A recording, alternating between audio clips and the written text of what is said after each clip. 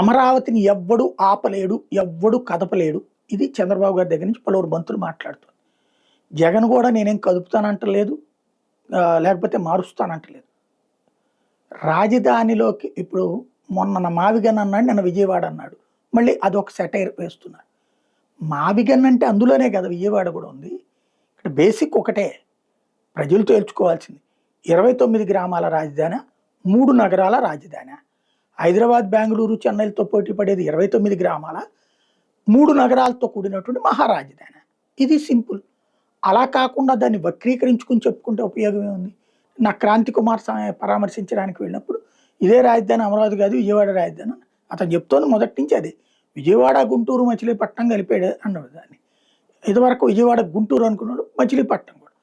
ఇక్కడ సమస్యల్లో ఒకటే, 29 గ్రామాలతో కూడినటువంటి రాజధాని 1 కోటి మంది జనాభాతో బెంగళూరు, చెన్నై, హైదరాబాద్తో పోటీ పడుతుందా?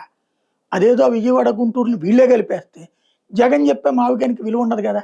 రోజుకోసారి మన వార్తల్లో ప్రజల్ని మోసం చేయాల్సిన అవసరం మా పత్రికలకి ఉండదు కదా.